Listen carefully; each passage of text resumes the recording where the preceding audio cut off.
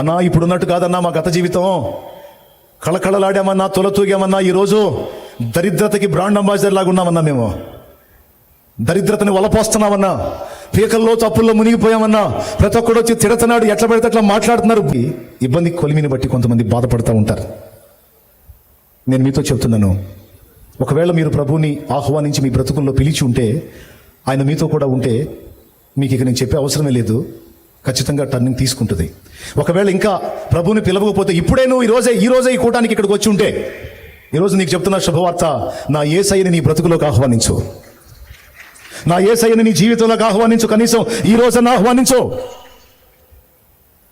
ఆయన నీతో చెప్పింది చేయడానికి సిద్ధపడి పిలు. ఇప్పటిదాకా మంత్రగాళ్ళు చెప్తే చేశా, సిద్ధాంతులు చెప్తే చేశా, చేతబడేవాళ్ళు చెప్తే చేశా, ఉచిత సలహాలు ఇచ్చిన వాళ్ళు ఏది చెబితే అది చేశా.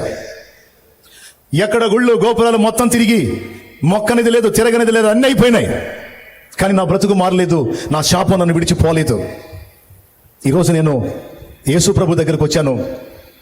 ఈరోజు నేను ఆయన చెప్పిన మాట వినాలని ఫిక్స్ అయిపోయాను అని నువ్వు అనుకుంటే, నువ్వు మంచి నిర్ణయం తీసుకున్నావు. యేసు ప్రభుని నీ బ్రతుకులోనికి పిలిచేటప్పుడు ముందే ఫిక్స్ అయిపో. ఆయన ఏదైతే చెప్తాడో అవన్నీ నేను చేయాలి. ఇక ఆయన ఏది చెప్పినా అడ్డు చెప్పకూడదు అనే తీర్మానంతో నేను చెప్తున్నా, ఆయన నీ జీవితంలో నీకు వస్తే, నీవు కోల్పోయిన సంవత్సరముల సంపదని తిరిగి నా తండ్రి నీకు దయచేయగలడు.